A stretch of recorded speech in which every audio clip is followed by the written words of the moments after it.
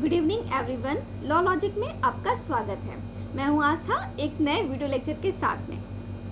अपने last lectures में हमने प्रेसिडेंट का टॉपिक पूरा कंप्लीट कर लिया था।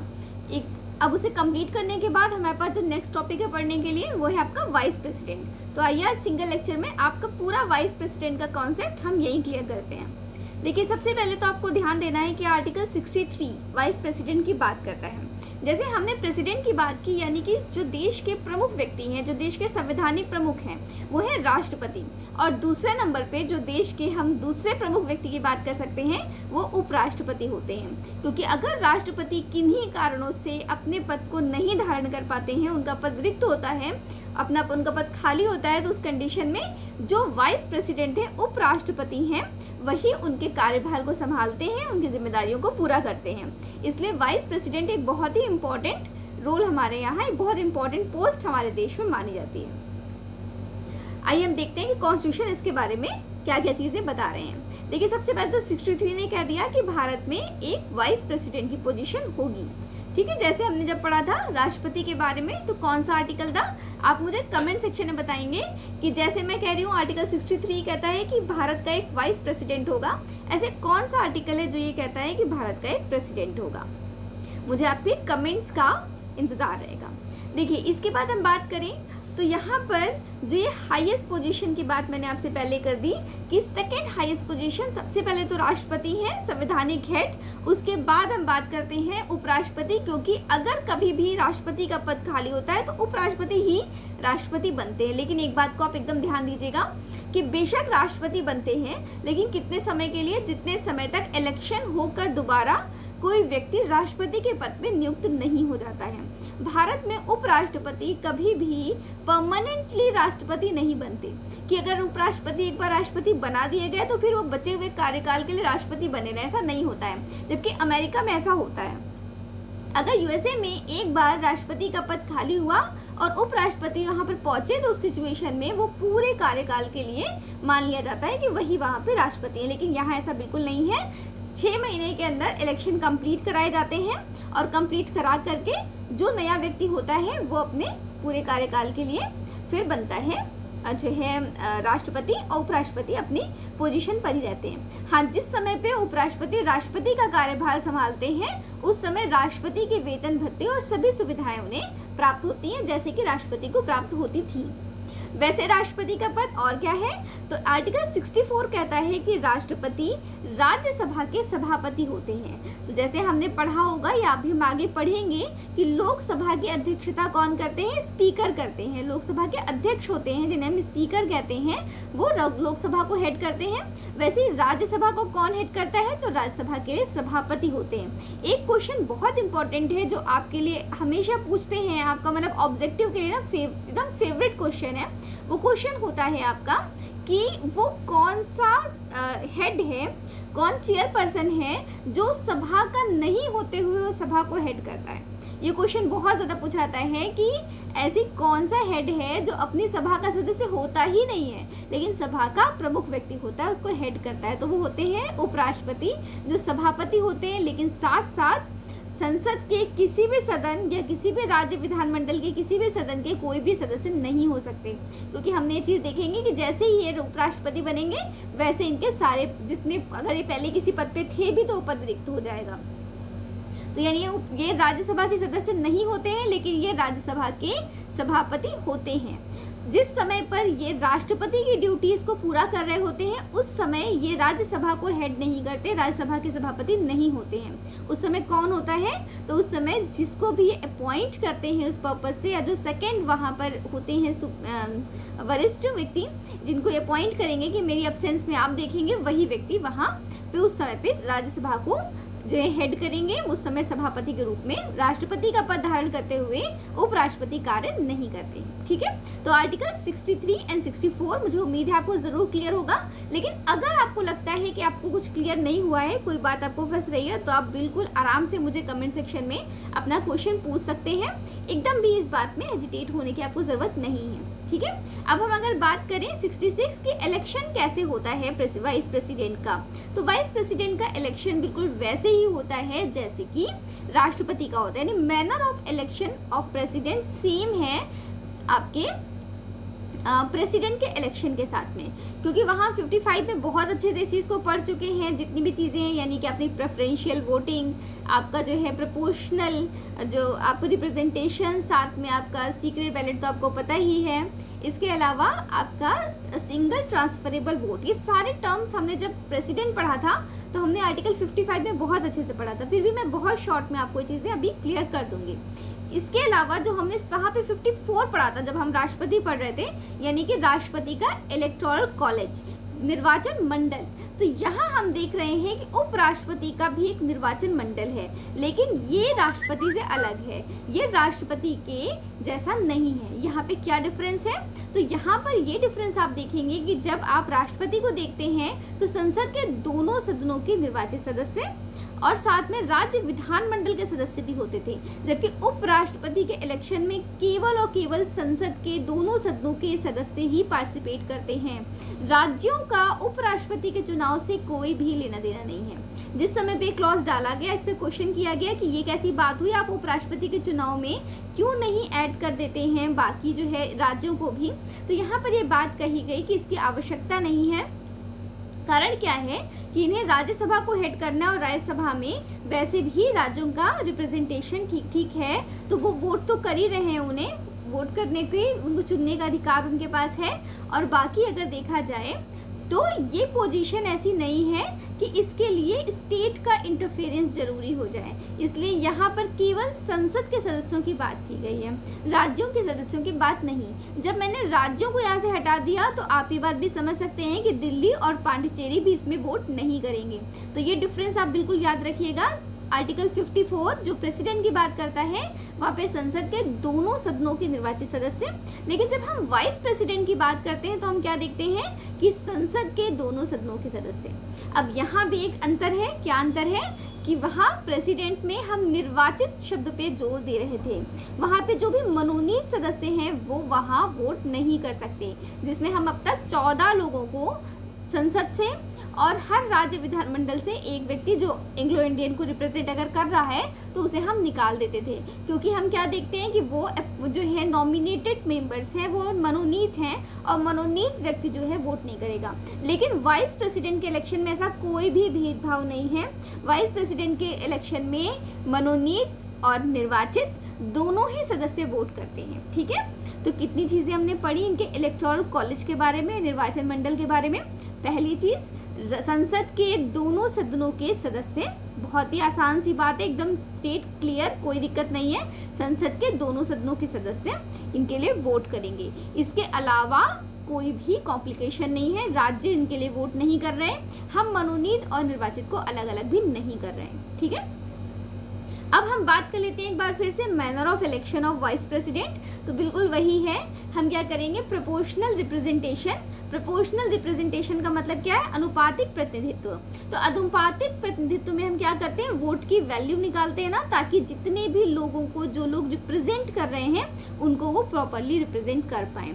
अब जैसे इसके लिए रीज़न हम बात करें अगर बहुत ही शॉर्ट में एक एग्जाम्पल के तौर पर, तो किसी स्टेट में हमारे यहाँ बहुत कम पॉपुलेशन है, मान लेते हैं अरुणाचल प्रदेश में 1 वर्ग मीटर में, 1 वर्ग किलोमीटर में 7 ही लोग रहते हैं।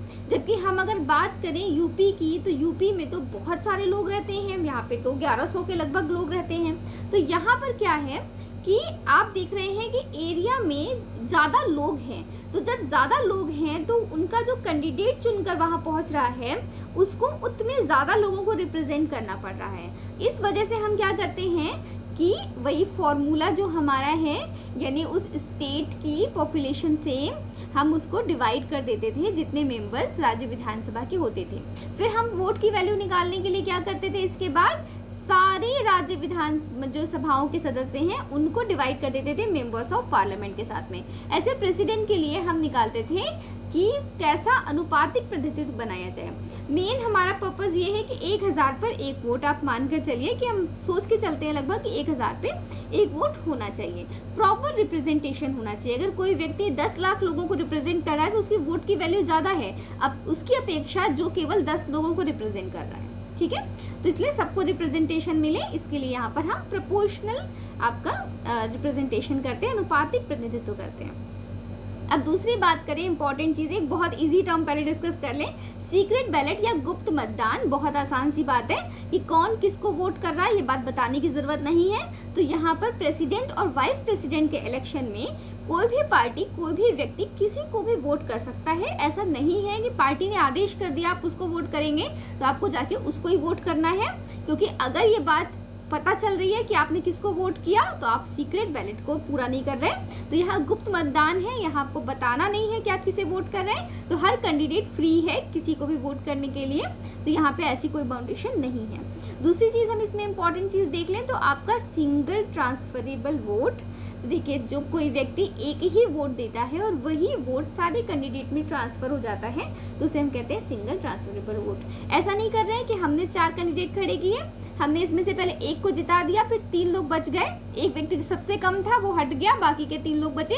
अब हम फिर से इलेक्शन कराएंगे और फिर से आपसे वोट लेंगे और 3 में से एक को चुनिए, फिर 2 बचे। ऐसा नहीं कर रहे हैं हम, इतना टाइम और इतना पैसा इसमें वेस्ट नहीं कर रहे हैं। हम क्या कर रहे हैं, आपसे एक ही बार में प्रेफरेंस पूछ रहे हैं। इसे इसमें साथ साथ आप ये भी समझ लीजिएगा, प्रेफरेंशियल। तो यहाँ पे क्या है, हम यहाँ पर आपसे प्रेफरेंस पूछ रहे हैं। 4 कैंडिडेट है, पहले नंबर पे मुझे मिस्टर ए पसंद है, दूसरे नंबर पे मिस्टर सी ठीक है, तीसरे पे मिस्टर डी और लास्ट में मुझे मिस्टर बी पसंद है। तो आपने क्या किया, एक सिंगल वोट दिया, लेकिन क्या किया, चारों को वोट दिया। कैसे, अपनी प्रेफरेंस के अकॉर्डिंग। फर्स्ट नंबर पे मिस्टर ए, सेकंड नंबर पे मिस्टर सी, थर्ड पे डी और लास्ट में फोर्थ नंबर पे मिस्टर बी। आपने प्रेफरेंस सेट कर दी।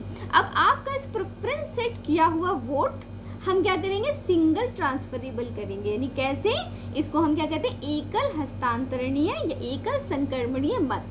एकल एक ही है, हस्तांतरित हो रहा है, इसलिए कहते हैं एकल हस्तांतरणीय मत। ठीक है, अब देखिए कैसे करेंगे इसको।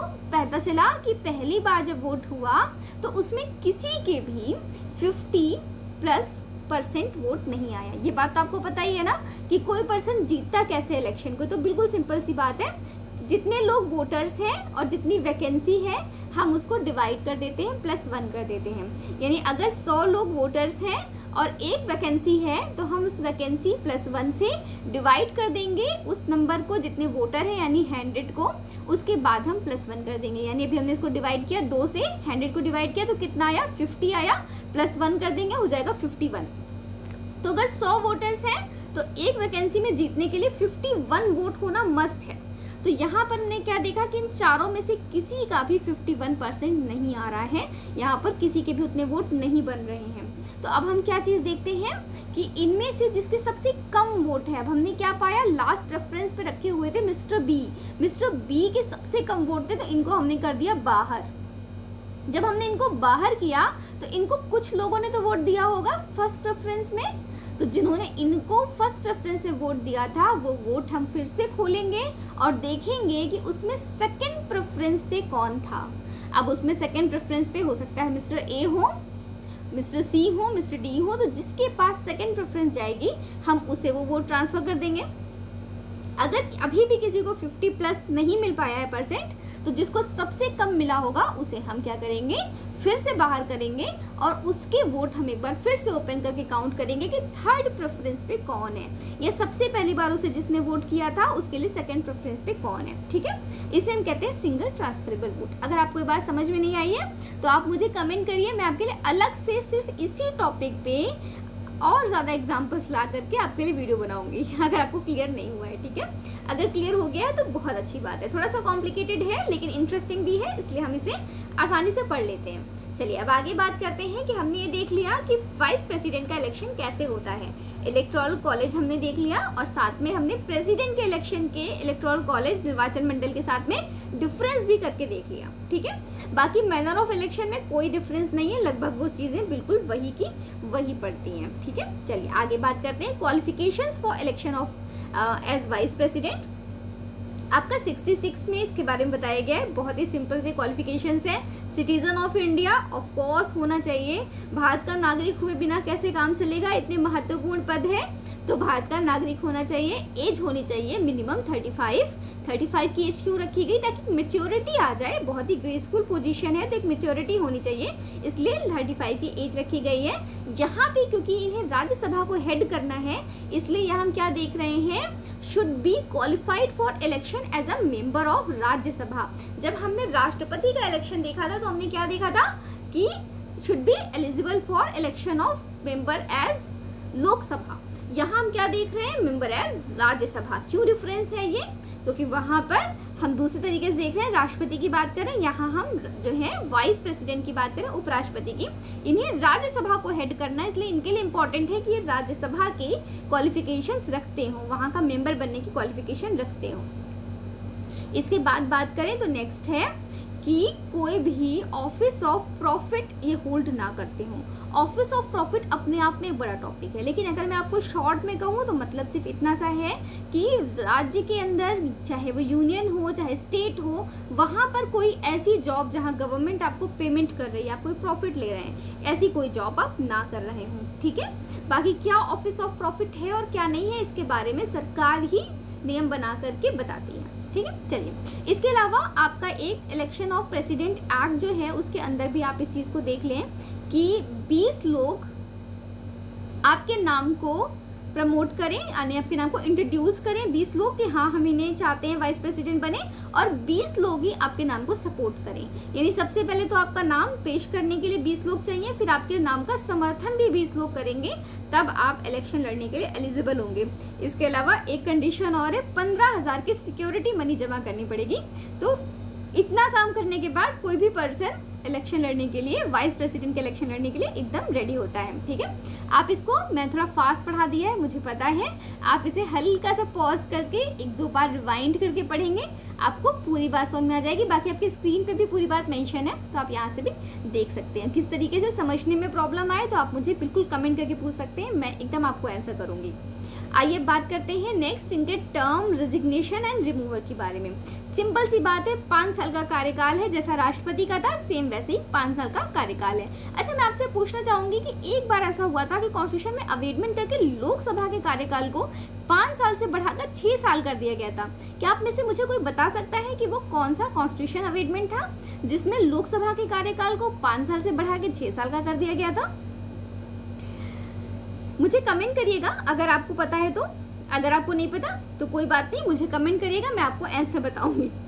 देखिए, इसका कार्यकाल 5 साल का है अगर इन्हें पहले ही अपने पद से हटा नहीं दिया जाता या ये खुद से अपने पद से रेजिग्नेशन नहीं दे देते। रेजिग्नेशन की कंडीशन क्या है, इन्हें अपना रिटर्न रेजिग्नेशन देना पड़ेगा, किसे? प्रेसिडेंट को। अच्छा, प्रेसिडेंट अपना रेजिग्नेशन किसे दे देते? हम प्रेसिडेंट का टॉपिक पढ़ चुके हैं ना, ये भी क्वेश्चन आपके लिए है कि प्रेसिडेंट अपना रेजिग्नेशन किसे दे देते। यहाँ पर हम क्या देख रहे हैं कि इन्हें अपना रेजिग्नेशन प्रेसिडेंट को देना है। अगर प्रेसिडेंट उसे एक्सेप्ट करते हैं तो ये अपने पद से मुक्त हो जाते हैं। दूसरी चीज हम क्या देख रहे हैं, इन्हें इनके पद से हटाया भी जा सकता है, जैसे कि राष्ट्रपति को हटाया जा सकता था वैसे ही, लेकिन प्रोसीजर इससे अलग है। राष्ट्रपति के लिए जब हमने पढ़ा था तो हमने पढ़ा था बकायदा महाभियोग की प्रक्रिया चलेगी, उसके बाद ही हटा सकते हैं। तो वहां पे क्या था, लोकसभा या राज्यसभा का कोई भी मेंबर एक प्रस्ताव पारित कर सकता था। मैंने वहां बहुत अच्छे से उस बात को क्लियर किया है। आपको डाउट हो तो आप जाकर के जरूर वहां से पढ़िएगा, जहाँ पे मैंने आपके लिए प्रेसिडेंट, इम्प्लीसमेंट ऑफ प्रेसिडेंट को यहाँ पे क्लियर किया हुआ है अपने वीडियो में। यहाँ पर हम बात करें तो इजी है प्रोसीजर। यहाँ पे क्या है, राज्यसभा, यहाँ ध्यान दीजिएगा, वहाँ लोकसभा या राज्यसभा कोई भी प्रस्ताव ला सकता था, यहाँ सिर्फ राज्यसभा लाएगी। यहाँ कभी भी वाइस प्रेसिडेंट को हटाने का प्रस्ताव लोकसभा नहीं ला सकती, राज्यसभा ही लाती है। तो जब भी कभी राज्यसभा अपनी फुल मेजॉरिटी के साथ में इस बात को पेश करती है कि मुझे लगता है कि इन्होंने अपनी ओथ पूरी नहीं किया, यानी कॉन्स्टिट्यूशन का उल्लंघन किया है, कॉन्स्टिट्यूशन को इन्होंने पालन नहीं किया है, तो उस सिचुएशन में इनको हटाने की बात कर सकते हैं। अगर लोकसभा भी अपने बहुमत के साथ में इसमें एग्री होती है, साधारण बहुमत लगेगा लोकसभा का, अगर एग्री होते हैं तो सिचुएशन में वाइस प्रेसिडेंट अपने पद को खाली कर देंगे। लेकिन एक कंडीशन है, इनके अगेंस्ट इस तरीके का कोई भी रेजोल्यूशन लाने से पहले 14 डेज की नोटिस देना मस्ट है। बिना 14 डेज का नोटिस पीरियड सर्व किए ऐसा नहीं किया जा सकता है, ठीक है। तो इस चीज को देखिएगा और आप एक बार जरूर जाकर प्रेसिडेंट वाला जो प्रोसीजर है वो पढ़िएगा और दोनों में क्या अंतर आ रहा है उस बात को समझने की कोशिश करिएगा, ठीक है। तो हमने तीनों बातें पढ़ी। 5 साल का कार्यकाल, अगर रेजिग्नेशन देना चाहते हैं तो कैसे देंगे, प्रेसिडेंट को देंगे, और अगर इन्हें हटाया जाना है तो इन्हें राज्यसभा हटा सकती है। अब हम बात करते हैं oath by president, vice president. तो बात कर रहे हैं 69 की, आर्टिकल 69 बहुत ही सिंपल है। ये अपनी ओथ लेते हैं राष्ट्रपति के सामने। फिर से वही क्वेश्चन मैं आपसे करूंगी कि राष्ट्रपति अपनी ओथ किसके सामने लेते हैं। तो ये बात आपके लिए याद रखना, पिछले फैक्ट को याद रखना आपके लिए बहुत ज़रूरी है, क्योंकि अगर आप पिछली बातें याद नहीं करते हैं और आप आगे बढ़ते जाते हैं तो कोई मतलब नहीं है इस बात का। जितनी चीज़ें पढ़ी हैं उन्हें अपने साथ ही रखिए, उन्हें अपने दिमाग में रखिए, ताकि आपके पास कलेक्शन होता जाए और पढ़ने का मतलब निकले। तो मुझे बताइएगा कि वाइस प्रेसिडेंट तो प्रेसिडेंट के सामने ले रहे हैं शपथ, लेकिन जो आपके प्रेसिडेंट हैं वो किसके समक्ष अपनी शपथ लेते हैं। यहाँ हम देखिए 2 वर्ड यूज़ करते हैं, ऑथ और अफर्मेशन। मैंने इसका डिफरेंस भी आपको कब पढ़ाया था पिछली बार, फिर से बता दूं। ऑथ का मतलब होता है जब कोई धार्मिक होता है और कहता है मैं ईश्वर की शपथ लेता हूँ, मतलब ऑथ यानी कि शपथ। जब अफर्मेशन की बात की जाती है यानी अभिज्ञान, तो क्या कहते हैं कि मैं आत्मनिष्ठता से, यानी मैं अपनी बात कर रहा हूँ, मैं वचन देता हूँ, है ना, मैं किसी की शपथ नहीं ले रहा, मैं वचन देता हूँ। जो लोग धार्मिक नहीं है, आस्तिक नहीं है, वो ये अफर्मेशन के साथ जाते हैं, ठीक है। तो यहाँ पर वाइस प्रेसिडेंट अपनी ऑथ या अफर्मेशन किसके सामने लेते हैं, प्रेसिडेंट के सामने। किस बारे में होती है इनकी ऑथ एंड अफर्मेशन, सबसे सिंपल सी चीज़ है, प्रेसिडेंट है वाइस प्रेसिडेंट से ही, तो क्या करेंगे, तो बियर ट्रू फेथ एंड इंग्लिश ऑफ कॉन्स्टिट्यूशन ऑफ इंडिया, संविधान के प्रति अपनी निष्ठा की शपथ लेते हैं कि मैं संविधान के प्रति अपनी निष्ठा बना के रखूंगा, और साथ में क्या करूंगा, मुझे जो भी ड्यूटीज दी जाएंगी उनको बिल्कुल फेथफुली मैं जो है डिस्चार्ज करूंगा, उन्हें पूरी तरीके से मैं एकदम ध्यान से उन्हें पूरा करूंगा। तो ये इनकी शपथ है। वो शपथ ली किसके पास जा रही है, राष्ट्रपति के साथ में, ठीक है। इसी के साथ में आपका वाइस प्रेसिडेंट का टॉपिक खत्म है। एक बात मैं आपको और याद दिला दूं, अगर वाइस प्रेसिडेंट के इलेक्शन में किसी भी तरीके की कोई प्रॉब्लम आती है, लाइक अभी कोई प्रॉब्लम आ रही है कि किसी तरीके को क्वेश्चन अराइज होता है कि इस व्यक्ति को नहीं बनना चाहिए था, तो उस सिचुएशन में इसको कौन देखेगा, किसके पास अथॉरिटी है वाइस प्रेसिडेंट के इलेक्शन को चेक करने की, तो वो सुप्रीम कोर्ट है। आर्टिकल 71 इस बारे में कहता है कि प्रेसिडेंट, वाइस प्रेसिडेंट और आपके प्राइम मिनिस्टर, इन सभी के इलेक्शन की कोई भी प्रॉब्लम है तो उसे हमेशा सुप्रीम कोर्ट ही इन चीज़ों को देखता है। मैं एक क्वेश्चन आपसे और पूछूंगी आपकी मेमोरी के लिए, क्योंकि मैं बार बार आपको ये चीज़ें पढ़ा चुकी हूँ। वो कौन सा कॉन्स्टिट्यूशन अमेंडमेंट है जिससे कॉन्स्टिट्यूशन में चेंज करके सुप्रीम कोर्ट से प्रेसिडेंट, वाइस प्रेसिडेंट, स्पीकर और प्राइम मिनिस्टर के इलेक्शन में कोई प्रॉब्लम आए तो सुप्रीम कोर्ट से पावर छीन ली गई थी कि आप किसी तरीके से इसमें कोई भी अथॉरिटी नहीं रखेंगे, बल्कि इसकी अथॉरिटी एक ट्रिब्यूनल को दे दी गई थी। बाद में इसे हमने रिमूव कर दिया, 44th कॉन्स्टिट्यूशन अमेंडमेंट से हमने इस क्लॉज को हटा दिया। लेकिन क्या आप में से कोई भी है जो इतना चीज़ों को ग्रैब कर रहा है, जो मुझे बता सकता है कि वो कौन सा कॉन्स्टिट्यूशन अमेंडमेंट था जिससे इस बात को कॉन्स्टिट्यूशन में ऐड किया गया था? ये आपका आर्टिकल 71 में ही ये चेंज करके इस बात को ऐड किया गया था, जिससे 44th कॉन्स्टिट्यूशन अमेंडमेंट 1978 के थ्रू हटाया गया और फिर से ये पावर आपके सुप्रीम कोर्ट के पास आ गई, ठीक है। तो इसी के साथ में मेरा टॉपिक मेरी तरफ से कंप्लीट है। आपको कितना समझ आया ये आप मुझे बताइएगा। कोशिश करिए कि वीडियो को 2 से 3 बार भी देखना पड़े तो देखें, लेकिन टॉपिक क्लियर कर लें, क्योंकि इसमें पूरी इन्फॉर्मेशन है जो भी आप वाइस प्रेसिडेंट के बारे में पढ़ सकते हैं। बाकी अगर आपको मेरे पढ़ाने के तरीके से विषय समझ में आ रहा है तो चैनल को सब्सक्राइब कर लीजिए, वीडियोस को लाइक कर दीजिए, शेयर कर दीजिए, और मुझे जो मैंने क्वेश्चंस पूछे हैं आपसे ढेर सारे, आप मुझे उसका आंसर ज़रूर करिएगा। मुझे बहुत अच्छा लगेगा ये देख करके कि आप चीज़ों को ध्यान से पढ़ रहे हैं और आंसर भी कर पा रहे हैं, ठीक है। तो अपनी पढ़ाई कंटिन्यू रखें।